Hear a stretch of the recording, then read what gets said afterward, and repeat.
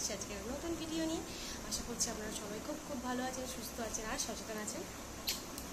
এখন ভিডিওটা স্টার্ট করছি সকাল 8টা থেকে। তো অনেক আগেই উঠেছি, মাম্মা আর আমি 7টার সময় উঠেছি। তো তখন আর ভিডিওটা স্টার্ট করতে পারিনি, কারণ হচ্ছে বাড়িতে একটু লোকজন আছে। তো সেই জন্য চা বানানো, খাবার দাবার দেওয়া, মাম্মামের খাবার রেডি করতে যাবো, এখনও যাইনি। সবাই ফ্রেশ করিয়েছি, ফ্রেশ করিয়ে তারপরে আমিও ব্রেকফাস্টটা বানাতে যাবো, আর ব্রেকফাস্ট রেসিপিটা আপনাদের সাথে শেয়ার করবো। তো চলুন বেশি কথা না বাড়িয়ে শুরু করে দিই আজকের এই ভিডিওটাকে। বলো গুড মর্নিং। ছোট থেকে বড় যেই হোক না কেন সিজনাল ফ্রুট খাওয়ানো কিন্তু খুবই দরকার। তো বড়রা তো খেয়ে নেয়, এবারে ছোট বাচ্চারা কিন্তু খেতে চায় না, অনেক বাচ্চারা খেতে চায় না। তো তাদেরকে কীভাবে খাওয়ানো যায় এটাই হচ্ছে একটা ট্রিক। তো কিছুই নয়, সসপ্যানেতে আমি একটু চিড়ে নিয়ে নিলাম, তারপরে চিড়েটা ভালো করে একটু ফুটতে দিয়ে দিচ্ছি। এবারে আমি পাকা আম আর 2টো আলমন্ড আর একটা কাজু ভালো করে একটু পিউরি করে নিচ্ছি। ভালো করে চিড়েটা সেদ্ধ হয়ে গেলে, মানে একদম ঠিক হয়ে গেলে, একটু নরম হয়ে গেলে ওই যে পিউরির যেটা করেছি সেটা মিক্স করে নিচ্ছি। যদি আমটা কম মিষ্টি থাকে তাহলে একটু গুড় অ্যাড করে নিতে পারেন। আমি হালকা একটু গুড় অ্যাড করেছিলাম, মানে হাফ চামচের মতো। দেওয়ার পরে এটা রেডি হয়ে যাওয়ার পরে আমের পাল্পটা আমি দিয়ে ভালো করে মিক্স করে নিচ্ছি। একদম চট জলদি কিন্তু এই খাবারটা তৈরি হয়ে যায়, মোটামুটি 5 মিনিটের মতো টাইম লাগে। মিডিয়াম ফ্লেমে চিড়েটা ফুটতে দিন, জলটা কমিয়ে আসলে নামিয়ে নিয়ে এই পাল্পটা মিক্স করে নিন। ভিডিওর প্রথমেই আপনাদেরকে বলেছি যে বাড়িতে অনেক লোকজন এসছে, অনেক বলতে না 3 জন লোকজন আছে। তো তাদের জন্য ব্রেকফাস্ট বানাচ্ছি, সবাই অ্যাকচুয়ালি খাবো। পাউরুটিটা আমি গরম করছি, এতে বাটার লাগিয়ে দেবো, তারপরে একটা করে কলা, ডিম সিদ্ধ, একদম হেলদি ব্রেকফাস্ট। তো সে 2টো প্যাকেট আনা হয়েছিল, অল্প অল্প করে গরম করতে করতে একটু টাইম লাগবে। আমার এই ব্রেকফাস্টটা কিন্তু অসাধারণ লাগে। গরম পড়লে খেতে পারি না, একটু ঠান্ডা ঠান্ডা থাকলে খুব ভালো লাগে। শীতকালে তো আমি প্রায় সময় খাই এটা, বলতে গেলে সপ্তাহে 4-5 দিন খাই। আর একটু বৃষ্টি বৃষ্টি ওয়েদারে, ঠান্ডা ঠান্ডা ওয়েদারে সকালবেলা কি খাওয়া হবে। তো এইটা একদম নয় অনলাইনে অর্ডার করছি, এখন তো 10 মিনিটে চলে আসছে, নয় বাইরে থেকে কিনে আনছি, এনে একদম রেডি করে নিচ্ছি। বাটারটা কি আমি মাম্মামের জন্য বানিয়েছিলাম, কিন্তু এটা আমি দোকানে কেনাই লাগালাম, কারণ মামামের জন্যই থাক, আর এটা আমাদের সবার জন্য। হোমমেড বাটারটা কেমন লাগবে পাউরুটির সাথে জানি না, সেই জন্য না দিইনি, সেই জন্য কিনেই আনতে বলেছিলাম মামনিকে।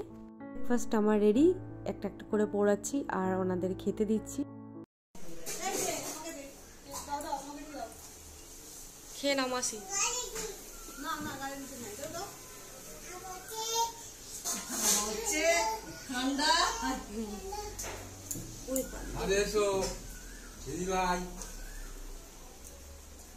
এগুলো দেখতেও কিন্তু ভালো লাগছে, ভালো প্লেটটা।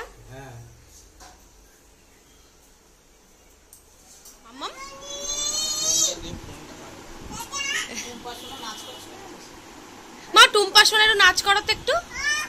এটা কে এটা দিদি ভাই, তোমার আম্মার বোনু টুম্পা সোনা। বাবারে, হ্যাঁ পুতুল নিয়ে নাচ করবে না? এই পুতুলটা কে দিয়েছে তোমায়? টুম্পা দিয়েছে? বলে গণেশ ঠাকুর মাঝে মাঝে বলে কাকি।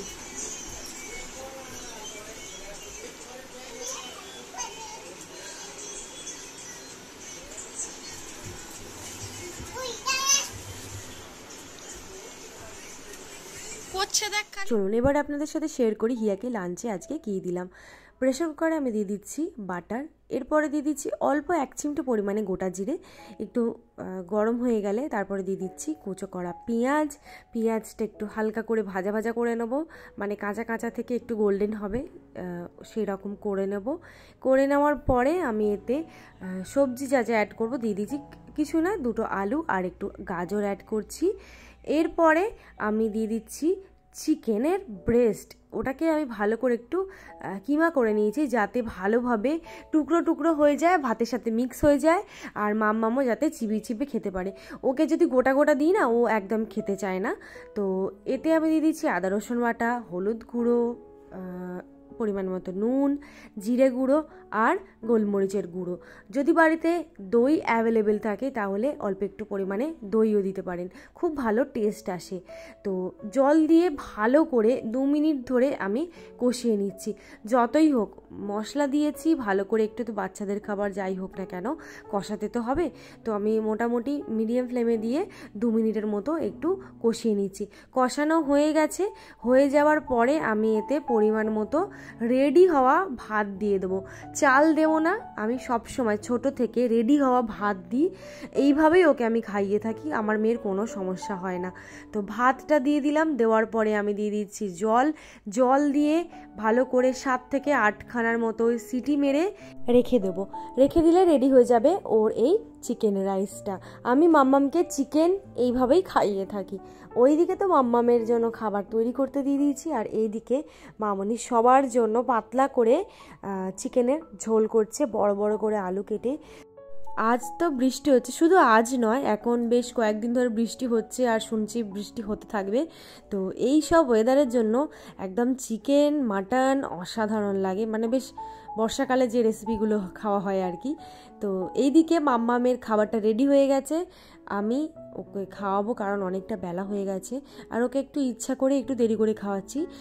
কেন? কারণ হচ্ছে মাম্মামকে যদি আমি একদম মুখে মুখে খেতে দিই না, একদম না খেতে চাইছে না। লাঞ্চ টাইমটা খুব বিরক্ত করে, একদম খেতে চায় না। আর অন্যান্য খাবারের থেকে মাম্মাম চিকেন রাইসটা খেতে পছন্দ করে, মানে অন্যান্য ভাত ডিম মাছের থেকে চিকেন রাইসটা খেতে ভালোবাসে, মাটনের মেটেটা খেতে ভালোবাসে। সেই জন্য আজকে আমি জানি মাম্মাম খেয়ে নেবে, নষ্ট করবে না। তো এই যে আমি এক হাতে মোবাইল ধরেছি আর এক হাতে ওকে আমি খাওয়াচ্ছি।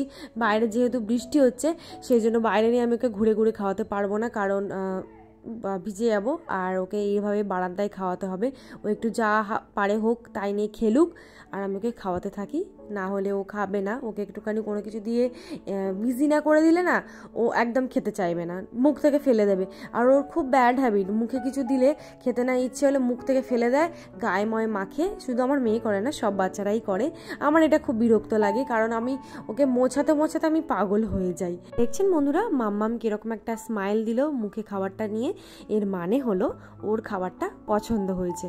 এইবারে ও মানে খাবারটা পুরোটাই খেয়ে ফেলবে, দেখবেন আবারও স্মাইল দেবে। ও এরকম 2-3 বার কন্টিনিউ স্মাইল দেয়, আর আমি বুঝে যাই যে ওর ভালো লাগলো কি না লাগলো।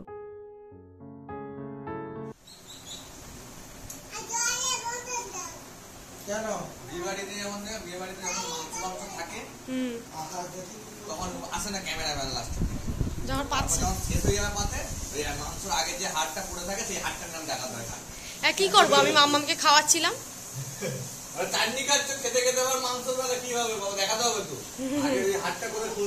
আরে তখনই তো বুঝতে পারবে যে তুমি কতটা মাংস খেয়েছো, হাড় দেখেই তো বুঝতে পারবে মানুষ।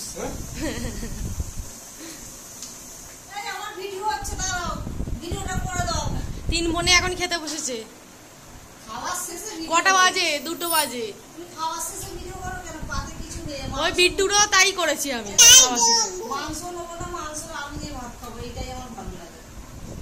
কেমন হয়েছে মাসি রান্না? নষ্ট করবো, আমি তো চিনি, সারা জীবনকাল চিনি এসেছি। কে বলেছে? আমি ছোটবেলা থেকে মাসি আর আমি পুরো এক। আমি ওকে চেনা আছে, আমার করবেই ওটা। ভাত বেড়ে রাখতে রাখতে পুজো দিতে দিতে সন্ধ্যে হয়ে যাবে, ভাত আর খেতে আসবে না। আরে আয় না রে, খেতে বলতে ঠিক আছে, খানা যাচ্ছি। ঠিক আছে, এত বড় অপমান তুমি খেয়েই দেখি।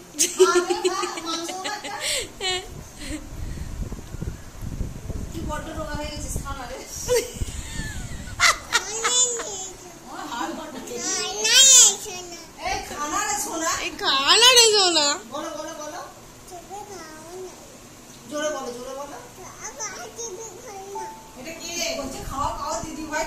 না খাও, চিবিয়ে খেয়ে নাও।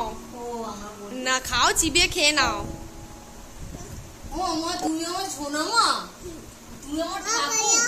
ওপরে ওপরে কি আছে? এসিতে কি হয়? ঠান্ডা। ঠান্ডা কি হয়? ঘুমায়। কেমন